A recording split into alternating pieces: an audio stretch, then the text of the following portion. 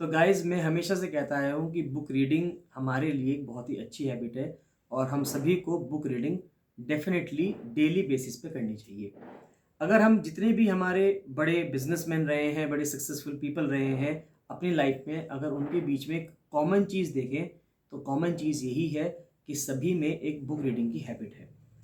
उसी book reading की habit थोड़ी-सी मुझको भी है और मैं चाहता हूँ कि जितने भी लोग हैं, सबको बुक रीडिंग की हैबिट होनी चाहिए, बुक्स पढ़नी चाहिए।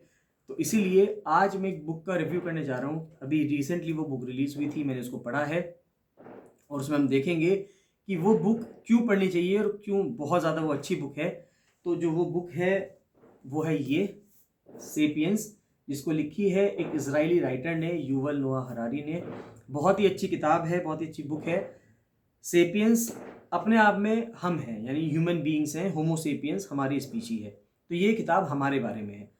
तो मेरा पहला बुक रिव्यू है, तो इसलिए मैं इसी किताब से स्टार्ट कर रहा हूँ कि ये जो होमो सेपियन की किताब है, यानी हमारे ऊपर किताब है, ये समझाती है कि इंसान किस तरह से स्क्रैच से आज हमने अपने आप में इतना डेवलपमेंट किया है, अब वो भी सब चीज़ें इसके अंदर हैं, चाहे वो नेगेटिव किया हो या पॉजिटिव किया हो, जितना भी डेवलपमेंट किया है हम वो किस स्केल पे कर रहे हैं।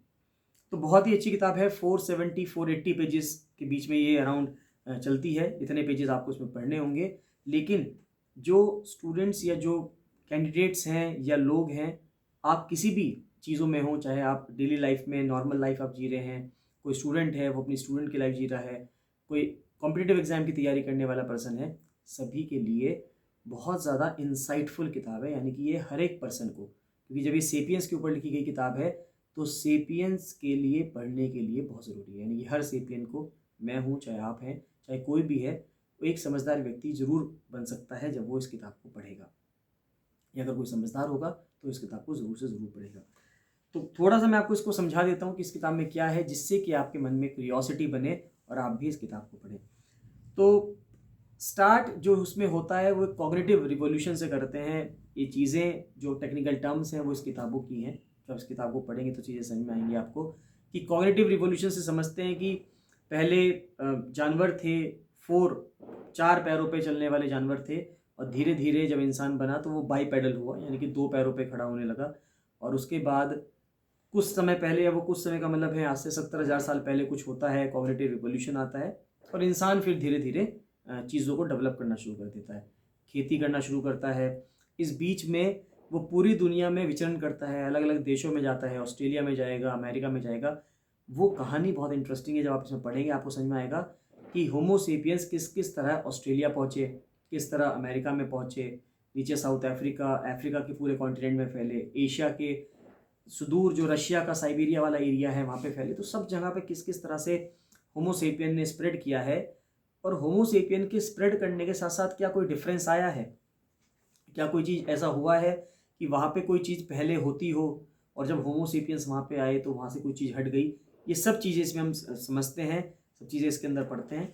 उसके बाद आता है कि किस किस तरह से फ्लड आए, लाइफ बताई जाती है। और उसके बाद फिर बहुत एक इम्पॉर्टेंट चीज़ ये है कि आज के टाइम पे जो इंसान है वो गेहूँ के ऊपर बहुत ज़्यादा डिपेंडेंट है। हमारी लगभग लगभग सब चीज़ें गेहूँ से बनती हैं, चाहे हम जो वेजिटेरियन लोग हैं वो गेहूँ की रोटी को स्टेपल फूड में खाते हैं, ब्रेड्स गेहूँ से बनती हैं, बिस्किट्स, रस और दुनिया भर की चीज़ें, यानी कि बहुत ही चीज़ें हैं जो आपकी गेहूँ के माध्यम से बनती हैं।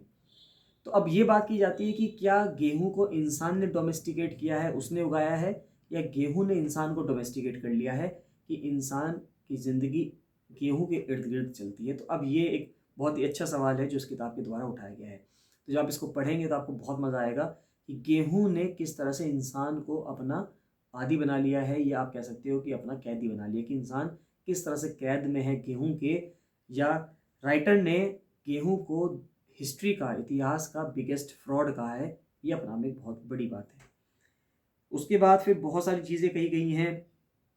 रिलीजन के ऊपर एक टॉपिक आता है कि रिलीजन, यानी अगर मैं आपको टोटल बताऊं तो टोटल इसमें इस किताब को चार पार्ट में बांटा गया है। सबसे पहले कॉग्निटिव रिवॉल्यूशन होता है, जब इंसान का दिमाग बढ़ना शुरू हुआ और इंसान बनना शुरू हुआ, सेपियन बनने शुरू हुए। फिर एग्रीकल्चर रिवॉल्यूशन आता है, खेती में क्या क्रांति आती है। फिर ह्यूमन काइंड किस तरह से यूनिफाई कर रही, और उसके बाद फिर किस तरह से 1500 एडी और 1600 एडी के आसपास फिर हमारे यहाँ साइंटिफिक रिवॉल्यूशन होता है, अलग अलग डिस्कवरीज होनी शुरू होती है। तो इस तरह से 4 पार्ट्स में किताब को डिवाइड किया गया है और इसके अंदर टोटल 20 चैप्टर्स हैं। चैप्टर जो पहला है उसका नाम है a animal of no significance, यानी कि हम जो हैं एक ऐसे जानवर थे जिनका कोई सिग्निफिकेंस नहीं है, जिसकी कोई इस धरती के अंदर, धरती के ऊपर इतनी महत्वता नहीं है। और जो आखिरी चैप्टर है वो इतना इंटरेस्टिंग है, उसका नाम है द एंड ऑफ होमोसेपियंस, और उसके बाद एक आफ्टर वर्ड आता है the animal that became a God. यानी कि हमने यात्रा कहाँ से शुरू करी, आज से 70,000 साल पहले, जहाँ पर हमारा कोई भी सिग्निफिकेंस नहीं हुआ करता था, और आज वही सेपियंस क्या बन चुके हैं, वही एनिमल्स क्या बन चुके हैं, गॉड बन चुके हैं। तो ये जो यात्रा है 20 पेज की, 20 चैप्टर्स की, इसमें करीब करीब 450 पन्नों में ये डिस्कस की हुई है। तो बहुत ही इंटरेस्टिंग बुक है, बहुत अच्छी किताब है। जब आप इसको पढ़ेंगे तो इससे आपको एक समझ, एक इंसाइट मिलेगी कि किस तरह से रिलीजन का डेवलपमेंट होता है, होमोसेपियंस का डेवलपमेंट होता है, सेपियंस के डेवलपमेंट से कुछ और चीज़ों के ऊपर क्या प्रभाव पड़ता है, वो भी आपको इन बुक से समझ में आएगा। तो मेरा एक रिकमेंडेशन यही है कि आप इस बुक को पढ़ें। और बाकी मैंने इस बुक को पढ़ा है, मान लेते हैं किसी चीज़ को समझने में आपको कोई डाउट आता है तो आप कमेंट सेक्शन में कमेंट करके पूछ सकते हैं। जब भी आप कुछ पढ़ रहे हैं इसके अंदर आपको कोई डाउट महसूस होता है तो आप इसको पूछ सकते हैं। बाकी ये बुक आपको कहीं भी इजीली अवेलेबल मिल जाएगी। अवेलेबिलिटी इसकी ऑनलाइन स्टोर्स पे भी है, अमेजन पे भी आप इसको ले सकते हैं, फ्लिपकार्ट से ऑर्डर कर सकते हैं, और नॉर्मल बुक स्टोर्स जो होंगे आपके शहरों में आप वहाँ से भी ले सकते हैं। और इन केस आपके शहर में अवेलेबल नहीं है ये, तो आप इजीली इसको ऑनलाइन ऑर्डर कर सकते हैं। अमेजन, फ्लिपकार्ट, सब जगह पे ये अवेलेबल है। तो बाकी मुझे इसके बारे में यही कहना था, आप इसको पढ़िए। इसमें कोई भी अगर आपको डाउट लगता है, पढ़ते हुए आपको सब चीज़ें समझ में नहीं आती हैं, या आपको लगता है कि इसमें क्या और हो सकता था, इस किताब में राइटर और क्या ऐड कर सकते थे, तो वो भी आप अपना सजेशन दे सकते हैं। बाकी आप बताएंगे कि और किस बुक का मैं आपको रिव्यू करके बताऊं कि जिससे कि आपको लगे कि क्या उसको पढ़ना वर्थ है या नहीं है। अगर मैं इसको पढ़ना वर्थ बताऊं तो इसको पढ़ना बिल्कुल वर्थ है। अगर मैं 10 में से मार्क्स दूं तो इसने मेरे अंदर जो उठने वाले कई सारे सवाल थे उन सभी सवालों का जवाब दिया है इस किताब ने। तो अगर आउट ऑफ 10 में इसको मार्क्स दूं तो 10 में से 9.5 के आसपास, बहुत हाईएस्ट रेटिंग दे रहा हूँ, 10 में से 9.5 के आसपास इसको मैं मार्क्स दूंगा, क्योंकि बहुत सारे सवाल जो मेरे मन के अंदर थे वो इस किताब ने सॉल्व किए हैं। और इंसान की सबसे बड़ी खूबी यही है, अगर उसके मन में सवाल उठते हैं और कोई किताब उसको उसका आंसर दे दे तो वो किताब उसके लिए बेस्ट किताब हो जाती है। तो अब तक की बेस्ट किताब मेरे लिए यही है, सेपियंस। तो चलिए खैर, बाकी मिलते हैं नेक्स्ट वीडियो में। So thank you and bye bye.